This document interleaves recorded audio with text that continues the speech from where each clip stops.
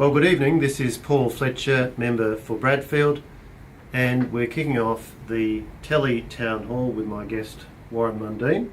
Thank you. Welcome, Warren. Very pleased to have you here. Now, for those who are joining us on the Telly Town Hall, this is the equivalent of a traditional town hall meeting, but we're conducting it over the telephone, which will give a lot of people the opportunity to listen and to ask questions. If the call drops off during the town hall, you can call back by dialing 02 8317 3687, and of course we're also live streaming this on Facebook. So this Telly Town Hall is the first of two that I'm going to be holding, and it's the opportunity to have a discussion about the voice and what it's going to mean. And I'm really very pleased that we're joined by Nyungo Warren Mundine, AO, a very distinguished Australian. So Warren, if I could welcome you to the Bradfield Telly Town Hall. Well, thank you for having me here as well. I'd like to welcome the country and pay respects to the traditional owners of the area and also traditional owners across Australia. Terrific. Well, thank you, Warren. So we're going to have a chat about the voice to Parliament, what the proposal might mean. And perhaps if you could start by telling us a little bit about yourself and your background. You're a very well-known Australian, but just a few key points.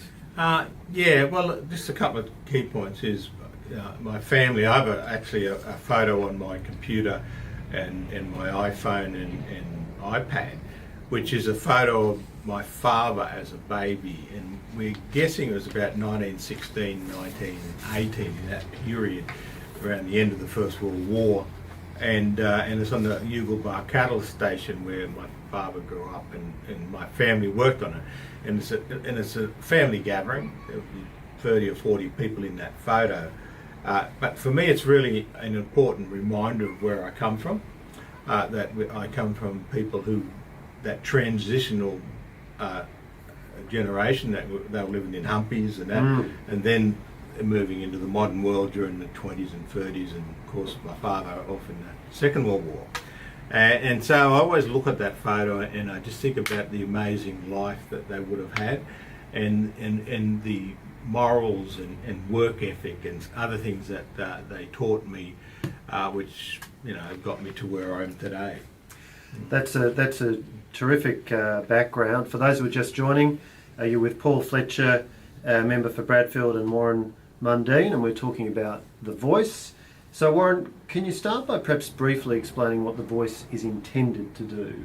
Well, the idea behind the voice was, and it's been discussed for quite a while, was about having Aboriginals be listened to and being able to talk to government and at federal and state levels and that, and having a strong input into what policies and legislation and that needed to be created and done to actually closing that gap, which in the last few years had been going backwards. Mm-hmm. And so that's the intention, of course.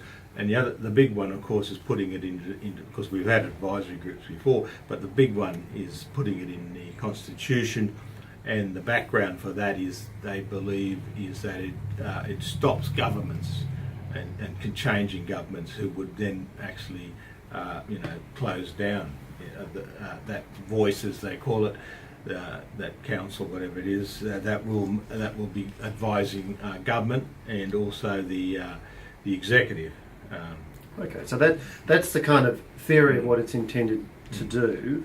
Now, you touched on this, but the forthcoming referendum will propose that this be established through a change to the Constitution. So if people vote, if enough people vote yes, there will be a change to the Constitution.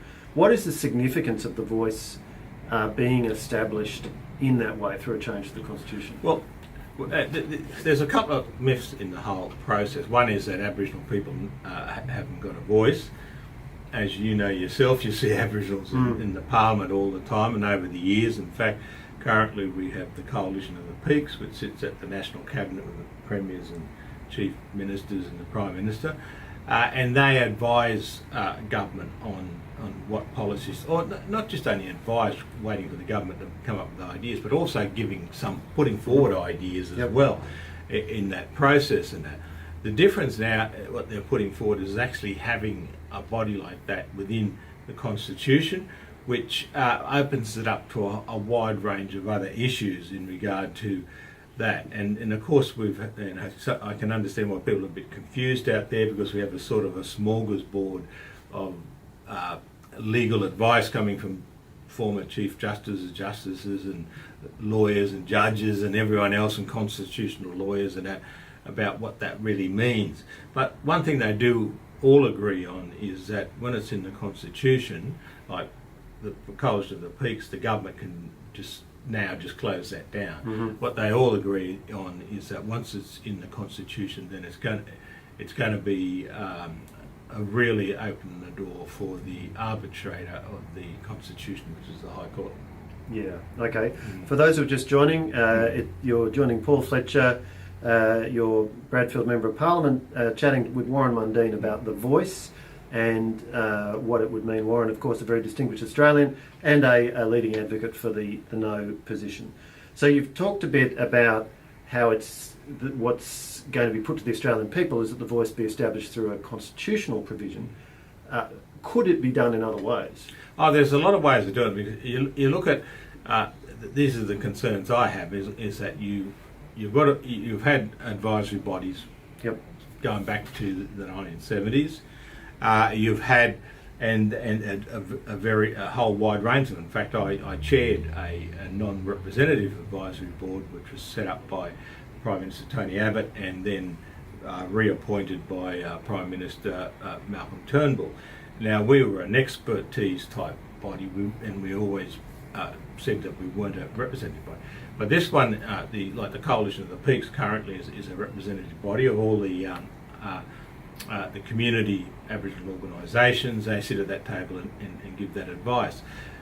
The issue here is if we put an advisory committee, and these are the words of the Prime Minister, we put an advisory committee in the Constitution. What's the difference between that and the current advisory committees? And this is one of the problems when the government and also the Yes 23 campaign people get in trouble, and this is why the polling's low for them at the moment, is people are asking for detail. If you say it's going to be different, and what the Prime Minister said and the Minister for Indigenous Australians earlier this year in Alice Springs about, these things wouldn't happen if we had a voice. Well, people say, well, explain to us how it's not going to happen, and they keep on falling back on the details will be after the referendum has been voted on. And of course, after the referendum, under the thing, it's about the Parliament will be setting up what the voice is after that referendum. But people are saying if we're going to vote for it, we'd like to have a good, clear idea of how it is going to close those gaps and how it is going to stop things from happening. Yeah.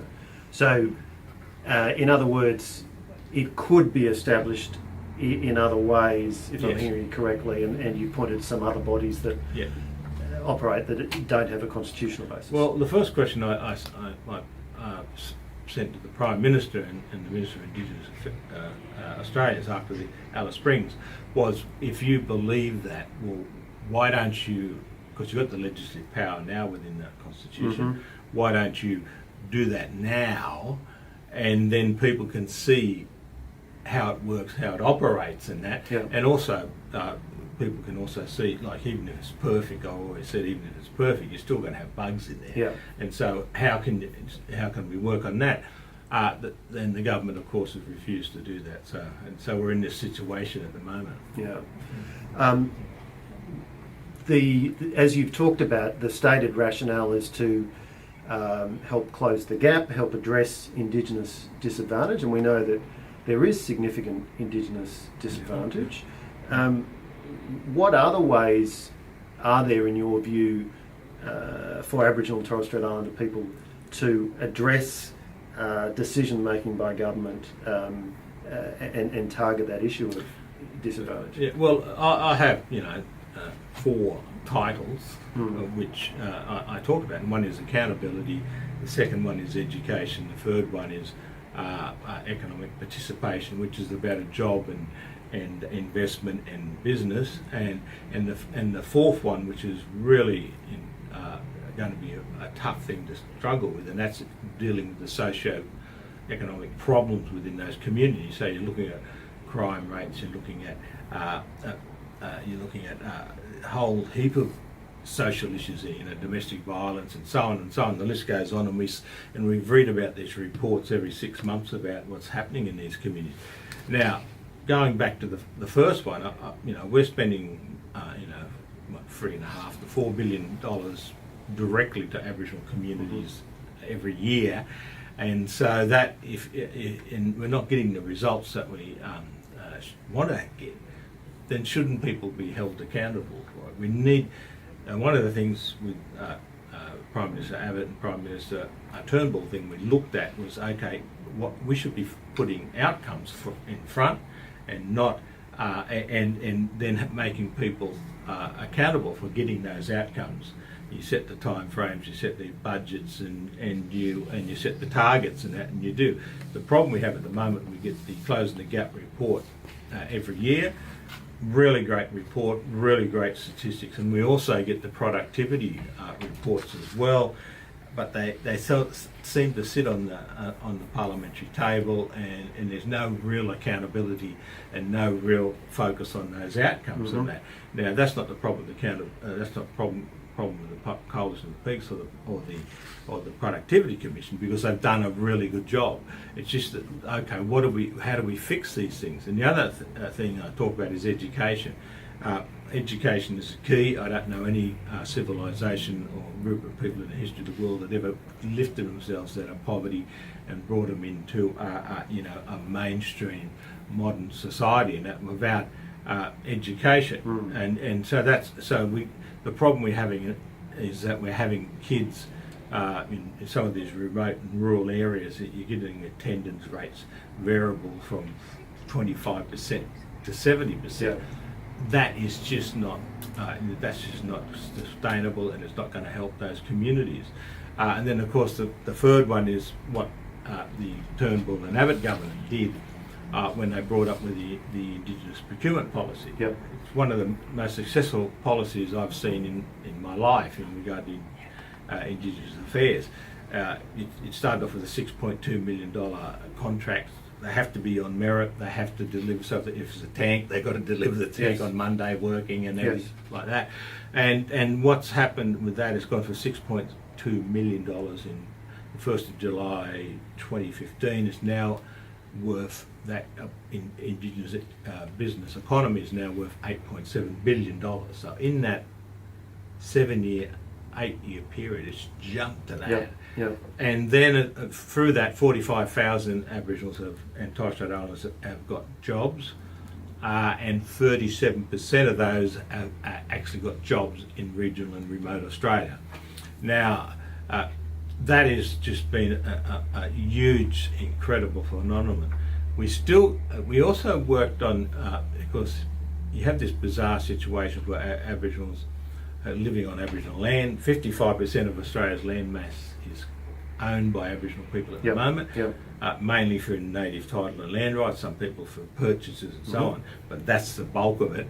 And over probably the next 10 years, you're going to get to about 70% of Australia's land mass is going to be under Aboriginal and Torres Strait Islander control. The problem that was there was it's in a title that doesn't encourage economic development. And people are finding it very hard, and they've tried over many years, banks and investors, to try and get around it. So we had the bizarre situations where we had people, say, working in the mining industry, you got on $100,000 a year, $150,000 or $200,000 a year, and they couldn't own a home. Yeah, okay. And we all know from economics 101 that if your parents own a home, it's the start of economic prosperity with assets, and there's a really chance that the children will own homes, Yes, and yes. then the grandchildren will own, and then the and then you get this flow-on effect. The other part of that is by that land ownership, you could actually then start looking at how do you get investments. In fact, Yes. I read a paper in April this year for the Centre for Independent Studies, and we compared towns of 2,000 people. Yep. Majority Aboriginal in one set of towns, and a majority of non-Aboriginals in another set of towns.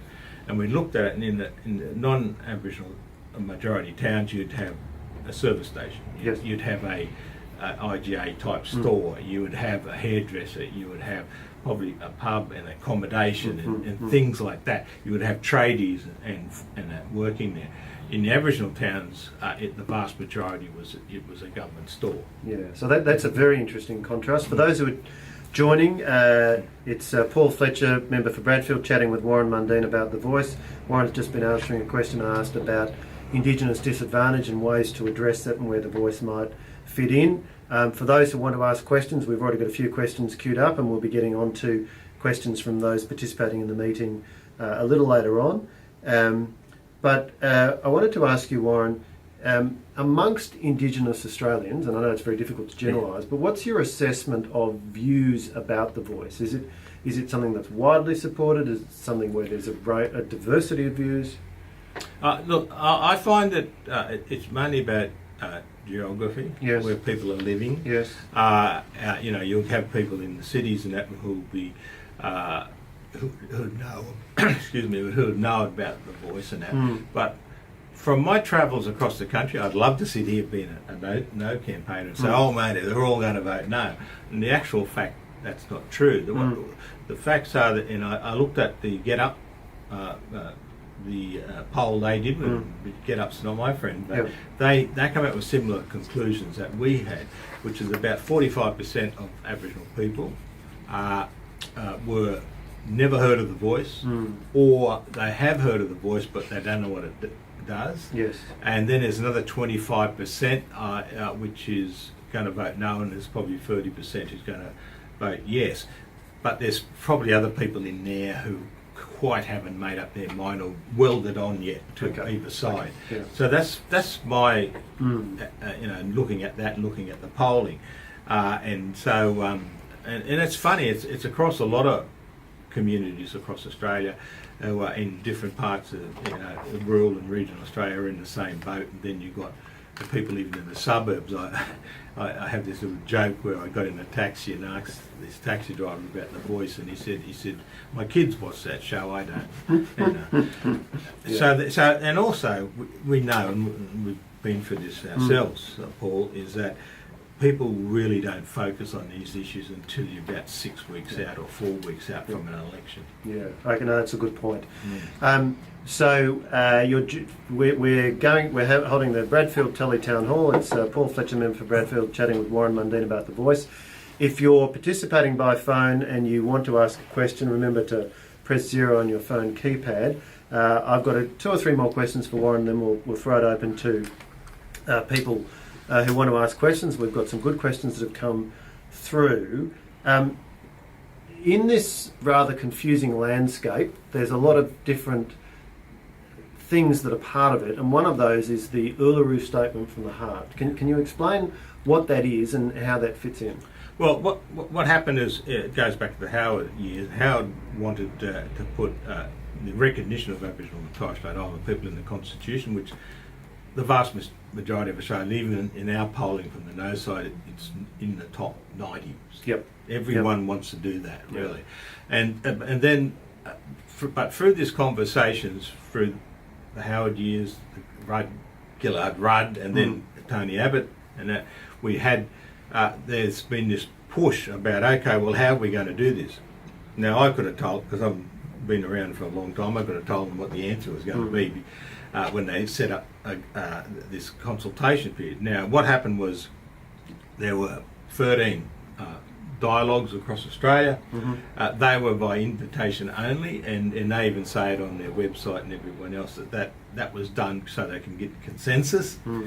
And so when they went to Uluru, it was by that invitation process, and they come up with the statement. And I knew that was what they were going to come up with, because within large sections of the Aboriginal communities, there's sort of two thoughts. One is they've got equality and citizenship in 1967 and they want to move ahead. And the other thing is there's this grievance about we need to fix the issues of the past. Yes. And that's where it comes out.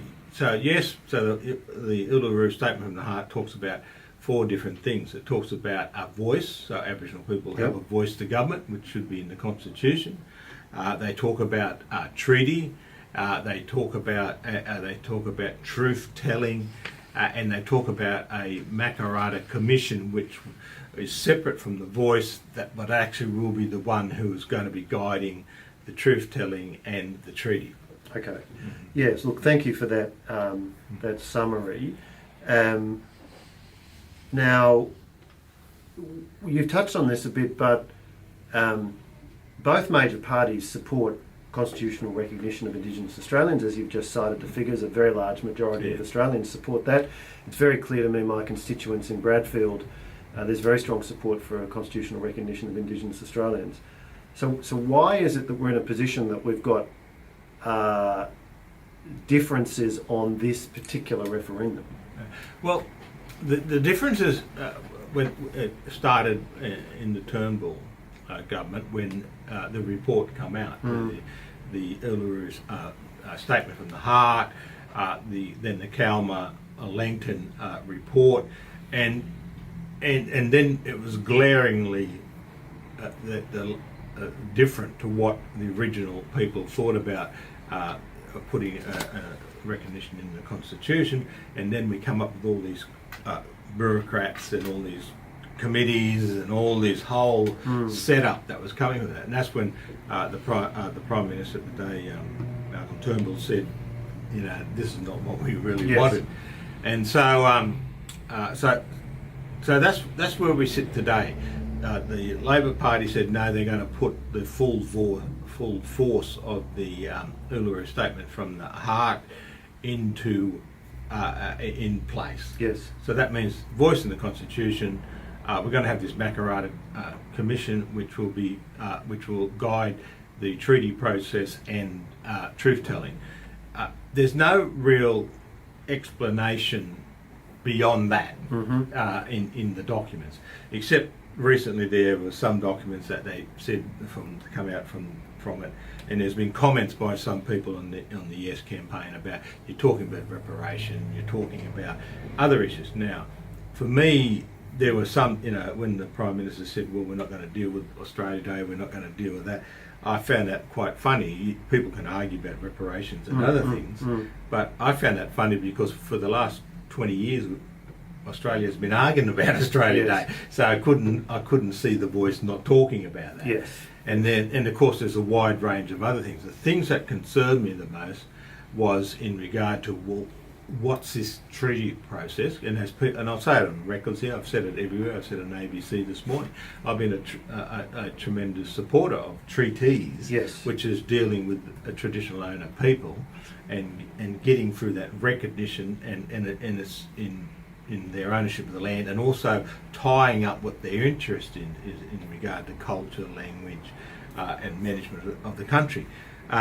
So it wasn't a massive thing. Anything else like investments, education, health services, that was still the remit of the government, and working with Aboriginal peoples.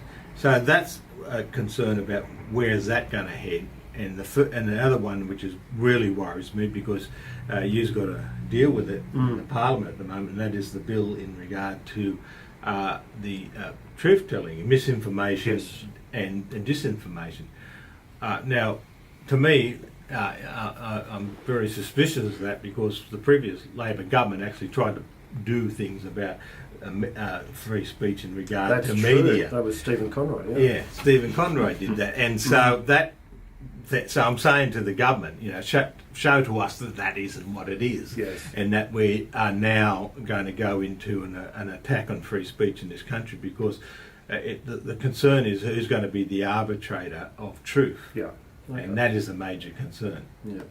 Okay, so you're with Paul Fletcher, member for Bradfield, chatting with distinguished Australian Warren Mundine, who's an advocate for the no vote on the forthcoming referendum on the Indigenous voice to Parliament. I think that's probably a good point to go to some of the questions that we've got from participants. And again, if you want to lodge a question, please press 0 on your phone keyboard. It can only be done by phone. For those who are joining by Facebook, you're obviously able to listen to the questions, but you do need to use the phone, be participating in the Telly Town Hall to lodge a question. So I want to go to Daniel from Pymble. So we're going to see if we can give Daniel the chance to speak and put his question to Warren Mundine. So I'm getting a message saying, okay, Daniel, are you there and are you able to put your question? I am. Thank you. Mr. Mundine, I'm just curious, why do you think the question was put forward for the referendum before there was cross-party support agreed on the question? I think the previous referendums that I've seen, such as the marriage equality and the Republic, there was a sort of cross-party position before it went to referendum. Look, we know from, you're right, we know from the history of referendums, there's none that's got up that didn't have cross-party support. And even from the great Robert Menzies, back in the late 40s when he was the leader of the opposition, he come to an agreement with the Chifley government about endowment and funding and all that type of stuff, and they both worked on it together to get it through, and that was a very successful referendum because both sides of politics, the coalition and the ALP, supported. Then you come back and of course we need to think about the times in that as well, because of the communist threat, and that the Menzies government decided it was going to put forward a ban on the Communist Party, and what happened there was the Labor Party pulled back and said, no, this is going too far, attack on freedom of liberal democracy, and it was interesting because that went down in flames, because even Liberal Party people and Country Party people, as they're known, then voted against that, and that was because of, and that's, I thought the Prime Minister would have had a lot of bit more history and common sense about it, that all the referendums that got up had bipartisan support, and they worked together. The big problem with this one, like you had, was we didn't have that sort of convention and getting people coming together and discussing it. Now, and of course we know that the leader of the opposition, Peter Dutton, put forward a number of questions. I think it was 15 right, questions, yes. And they were never answered. And that's the problem. He kept on pushing through, and not talking on like I'm sounding like a politician. I'll just finish off on this point. Is that the opportunity for them to come together, sit down, and have a conversation? Then they weren't too far apart, and you see that with Peter Dutton's announcement. That he looked at regional voices, which could be set up by the Parliament, and we could have a referendum where everyone would support, which is about recognition of Aboriginal and Torres Strait Islander people. So I think that the tactics and the failure of the Prime Minister to look at history, it could come back and bite him on the bum. And the bad thing about that is it automatically cuts off the recognition bit. And that's why it was pleasing to hear Peter Dutton come back during the week and say, no, we're going to do that. Yeah, okay. Let's come to Cindy from Linfield. Cindy, if you wanted to ask your question of Warren Mundine. Hi, it's Cindy. I was just wondering, a lot of people are confused about the percentage needed for the no vote to get up. Please. We're one of the few countries in the world, I should say probably one of the ones, and that was come out of federation because the smaller states didn't want to be dominated by the larger states like New South Wales and Victoria, and so they had a two-part to amend the constitution. The first part, you had to have a majority, a national majority of voters, so that's 50 plus 1. to get that. So once you got that, you still then had a second part because of the way the Constitution was set up to protect the smaller states. Was that you had to get a majority of states. So that meant you had to get 4 states out of the 6 states that are part of the vote, and that's the 2-part thing. So you have to get a majority, and there has been some referendums that have gone down even though they had the national majority, and there were times they went down when they didn't have the national majority, but they did have the national majority, but they didn't have the majority of states. Thank you for that question, Cindy. I imagine probably quite a few people were wondering that. So I'd like to go next to Graham from Wahroonga. Graham, if you wanted to ask your question. Thank you for the opportunity to speak to, and I appreciate greatly Warren's magnificent work in relation to opposition to the Voice. I applaud that. Yep. My concern... I was always wondering who that supporter was. Yeah. Warren, what you imagine is going to be the tenor of this great country of ours in the event that the Voice does not get up in the referendum? Are we going to see people set against others? Are we going to see Australians against Australians, whites against indigenous people? Is there going to be a climate of opposition for some time, which really is contrary to this wonderful spirit of this country? Yeah, look, I agree. Whether it's a yes or no vote, look, I go to bed every night currently and think about that before I fall asleep, about the disharmony. And unfortunately, the way it was set up, the discussion and how it was going to move forward has created that disharmony already. And my biggest concern is as we get towards the date, especially after when the Prime Minister announces when that date is, that it could get really, really tough and rough out there. I have the trust of the Australian people that we're not like other countries who go around and beat people up and attack people. And yes, we may do that in words, and there's been some terrible words and terrible attacks that have happened currently, but I'd like to see the Prime Minister with the Leader of the Opposition and sort of calm that down, because it is, especially with the polling as it is very close, whether you believe yes is in front or no is in front or whatever, it is very close, and it can be an opening sore of disharmony. We as citizens and Australians, we play a role in this as well, in the language and how we go through the prosecuting our case for yes or for no, because I've seen some of the terrible things that have been said lately, and I am concerned. Yeah.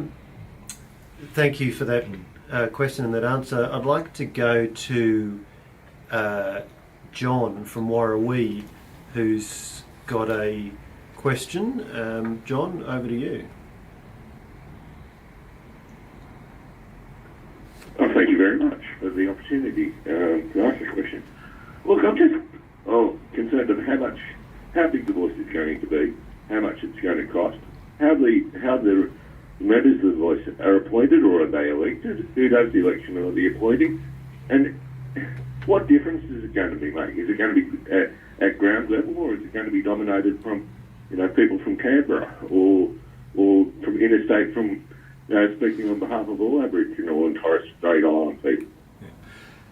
That's one of the dilemmas of this whole debate, because we don't have that information. In the beginning, the Prime Minister, every time people said we want the detail, we don't know if it's going to be elected or it's going to be appointed. When we ask about the detail, and when I say we, I'm talking about the Australian public as a whole, he said, we'll look at the Karma Langton report, and when people did that, I wrote a 6 articles for the Australian critiquing that, and it was a concern for me. And this is one of the reasons why people may remember I was working with some of the people like Professor Craven and the Uphold and Recognise group. But when I started seeing that it was going to be a huge bureaucracy, and they're looking, and in fact it says in the report they're looking at a non-electoral process, I couldn't see how voices on the ground could actually fall into that process. And so that's when I backed off, and I've now moved to the no side. The issue is we don't know, because now the Prime Minister's saying, relax, it's going to be, the details are going to be spelt out after the referendum. So it's almost like you've got to vote for the referendum on trust and that. And look, in the way the Prime Minister's been operating recently, I don't have that trust. I want him to give us that trust, because, as you said, the question earlier was about disharmony and problems that could happen in the community, and we're a democracy, so whatever the vote is at the end of the day, we should respect that vote. We've seen overseas what happens when people don't respect that vote, but we have no idea. No one can point to anything in regard to what the government is looking at for what is it's going to be elected or non-elected, whether it's going to be a whole wide range. How many people are there? We saw in the Carmel Langton report it's something like 24 people, but now they say, well, how can you say 24 people? We haven't decided on that, and so you don't know what's going to happen. So that's why I'm a great believer. You're dealing with the Constitution, which is the basis of our law. And we're dealing with a liberal democratic constitution, which is so important for us, which gives us the institutions and gives us the processes for doing law in a very democratic way. I don't know how it's going to operate. I remember the Minister for Indigenous Australians made the comment, well, it's like the High Court, you don't get a complete sheet of the High Court about how it operates and that, but we had history about it. So coming from England, we inherited the English legal system.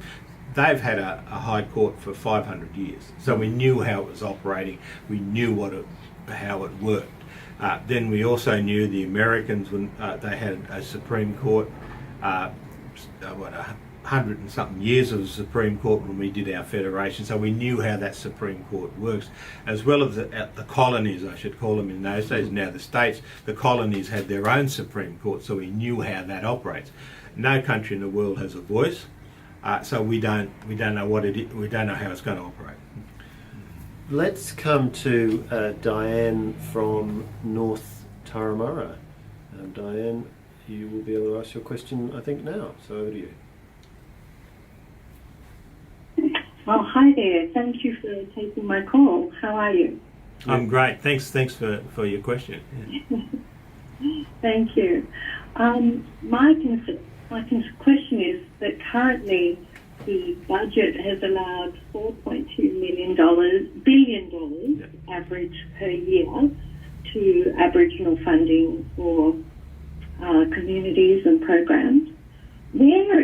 I believe that the Yes campaign will need more money, but where is that $4 billion per year going at the moment?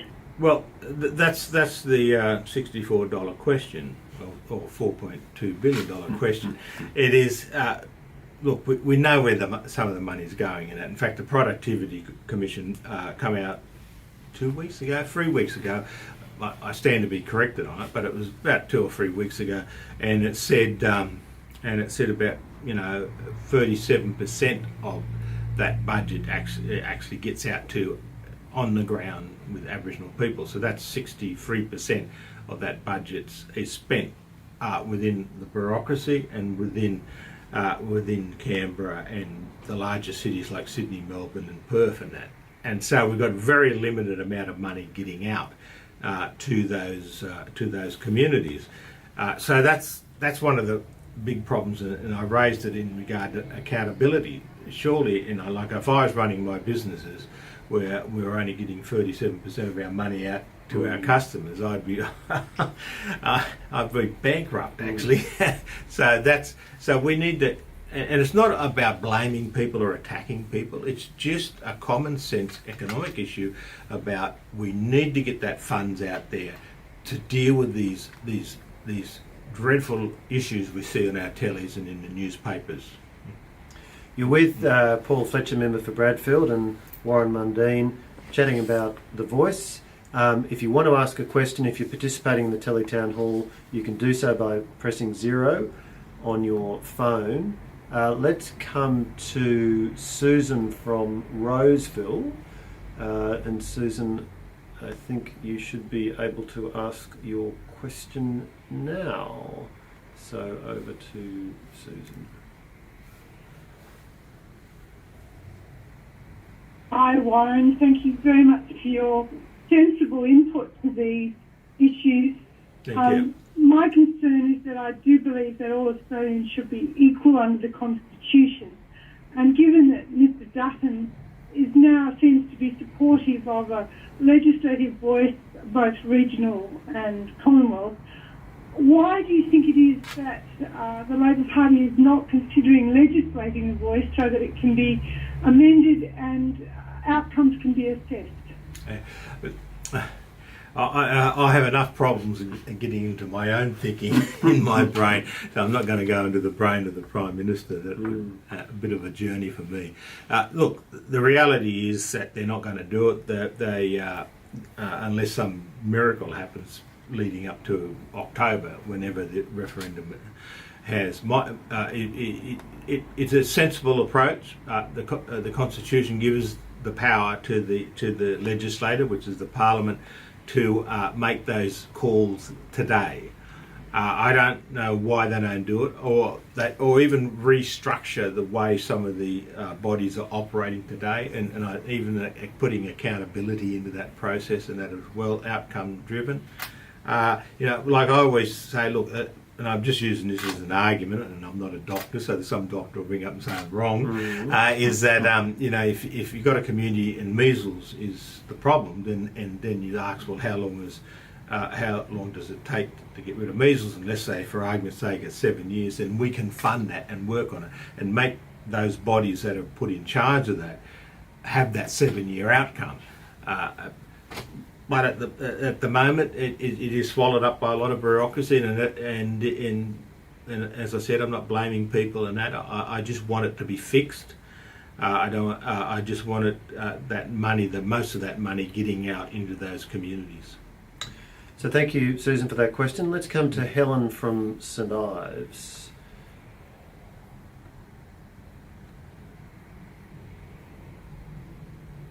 Hi, thank you very much for hosting this and getting involved in it, Warren. It's thank you. Very much appreciated. My question follows a bit more from the previous one.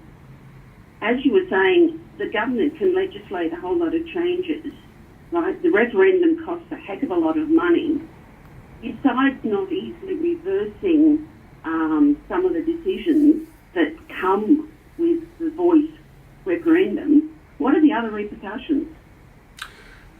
Look, the repercussions is afterwards is my concern, isn't it? And it is about the yes and no campaign, and this is why I made the commitment that we're in a democracy. Whatever happens, the people have voted and people have made their choice, and we need to live with that and work together to move forward on those issues. Look, I don't think I fully answered the last question. The issue is that the government has fully signed up to the Uluru Statement from the Heart. The repercussions of that is that we are putting an advisory council, calling it the voice within the Constitution. That gives it a bit of oomph with the constitutional stuff, and it also opens it up to High Court.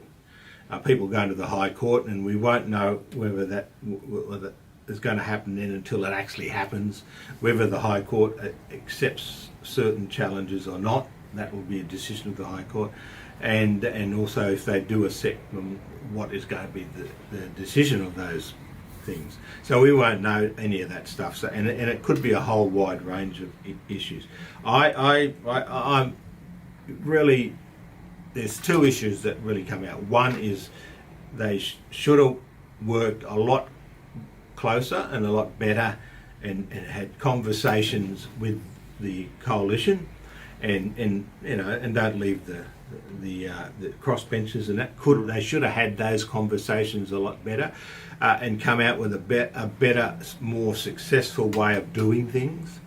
But they decided not to do that, and of course then they've just, and when, you know, we had Mark Dreyfus, who's the Attorney General, when he tried to get, and we all know this because of the leaks from the design committee, when he tried to get, and he's our top, outside of the judiciary, he's our top lawmaker. He tried to get him to change, but the Prime Minister said, no, we're going to go and force it through. So these are the problems that we're stuck with.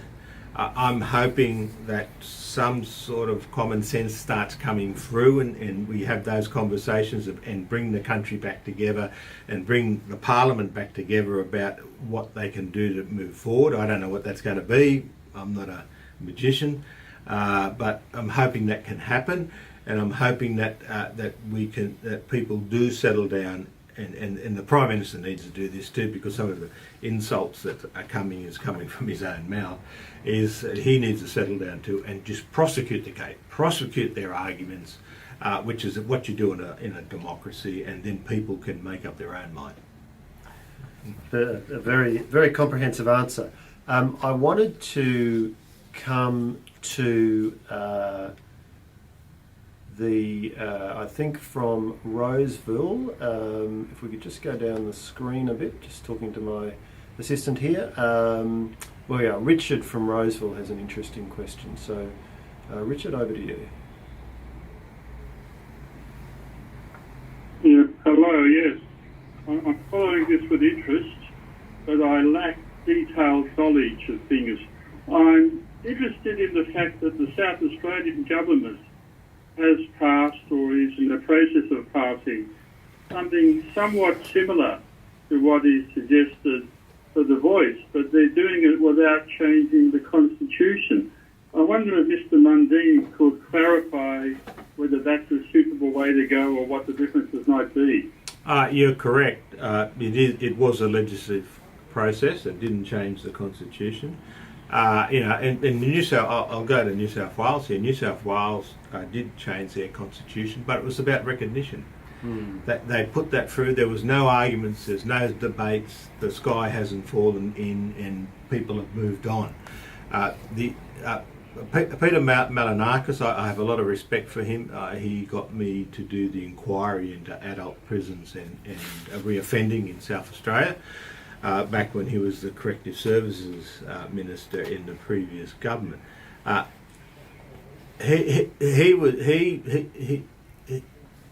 he just did it by legislation, and that was it. You know, the interesting thing, and because of course it shows how Peter Malinakis has got a bit more of a brain.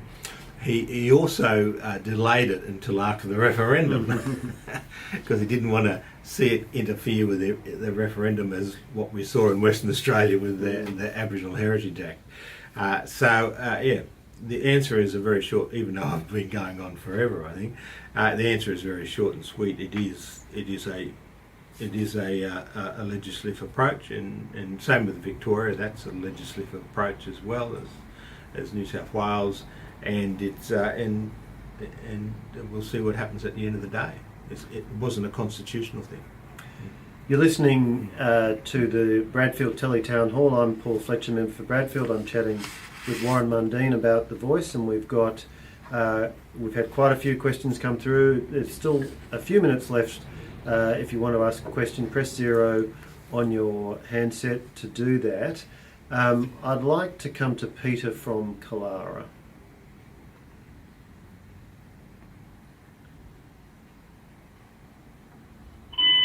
Hi, Paul. G'day. Thanks for the opportunity. If I could just ask Warren to address a couple of things. We're being told this is all about inadequate consultation, and I'm just wondering why the bureaucrats in the Minister's office, why are they not getting out of their comfortable Canberra and running some decent consultation programs out in the bush? That's what we have to do for big infrastructure projects. Go and talk to local people. So I really can't see why they couldn't be doing that. That's the first part of the question. The second part of the question is this. The no case is not really yet countering what I see as the emotional blackmail of the yes case, saying this is the last chance that we've got to do anything. If this fails, then it's all over Rover. That really doesn't seem to be the case to me at all. Yeah.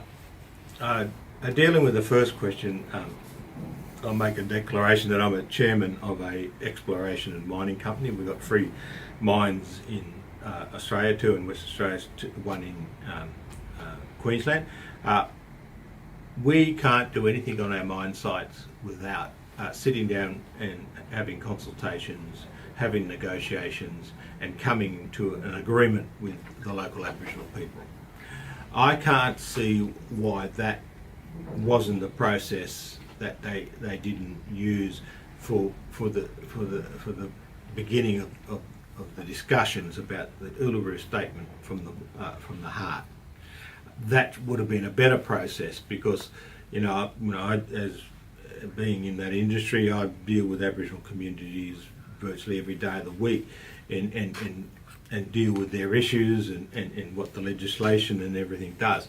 And I find that when you sit down with the groups and they have their own advisors and legal people, and we have ours, and we sit down and we have those conversations and have cups of tea together, we have good outcomes for the Aboriginal people about their protection of their cultural heritage, as well as jobs and training, as well as having some businesses and that working on our sites. And the benefits that come out of our mining activity and exploration activity that goes into those Aboriginal community people's hands.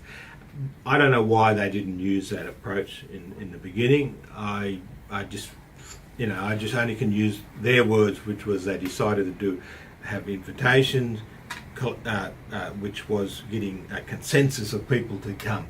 I'm sure there's the Liberal Party would like to have that. Everyone, and the Labor Party, I think, does some of that. They would. I think it would have been a better outcome for everyone involved.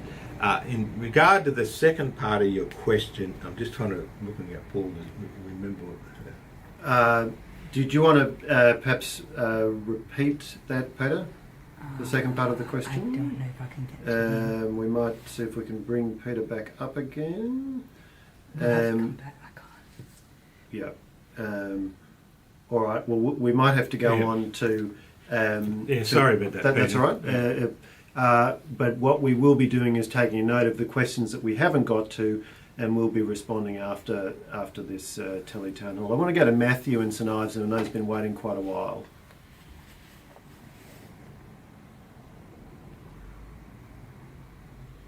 Hello, can you hear me? We can. Brilliant. Here's my question. Conceivably in the future, be that in 100 or 1,000 years, we will eventually achieve some form of reconciliation.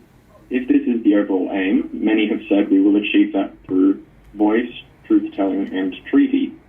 As the no side, you must disagree with that, at least in part. So what then, in your opinions, are the end goals of the reconciliation process, and how should we achieve them? Well, I think we're well on the way to doing that. I look at the 1967 referendum.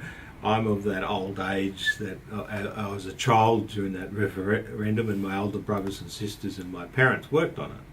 And it was about equality. It was about full citizenship. Yes, we had citizenship right. We were citizens, but we were second-class citizens because the states and territories were in charge of the laws affecting Aboriginal people, and that's why the Constitution was changed in '67, so that the federal government can have a say in that process as well. And so within 4 to 5 years of that referendum, all the state discriminatory laws against Aboriginals were gone. They were all gone, and then the federal government, working with the states, especially in education, one thing we've got to recognise too, that the states control most of this area, health, education, housing, and so on. And we saw that within the COVID that happened recently. They had Aboriginal education programs, they had health, Aboriginal medical service, all this stuff set up, and we were moving ahead. The issue I see is that we're treating all Aboriginals the same. That we're just a homogeneous group of people. Well, you know, I don't want to boast here, but you know, when you're sitting as a chairman of a exploration and mining company, you're in a pretty good position. Noel Pearson's in a pretpretty good position. Professor Meagher. So we've got a lot of Aboriginals who are doing quite well and moving forward. 43.2% of Aboriginals own their own home. So they're doing quite well. The problem we're having, and this is that we should be focusing on the people of need. The people who are having problems, and work with them, and you know, in regard, and we see it all the time. We see the crime rates, we see the kids not going to school, we see the social issues that are in those communities, and that's what we got to work with those people and help them and move forward. And through that process, as I said, from the '67 referendum, we you know, yes, we have races living in Australia, but they're such a tiny minority. We've been such a successful country in bringing just about every race in the world living in this country, multiracial, multi-faith. We've got all these people who are, you know, for all these different religions and different faith, and we even got atheists, and we've got them all, and we've got all this multicultural stuff. Gee, when I used to go to the milk bars when I was a kid, now I go to the cafes and get my smashed avo and coffee and everything like that. It's just been, and we've done that. Yeah, now and again we have a bit of a punch-up, but it's not like France went through just recently with the riots and burning down places. It was not like what's happening in the United States, where you get, you know, the Black Lives Movement, Black Lives Matter movement.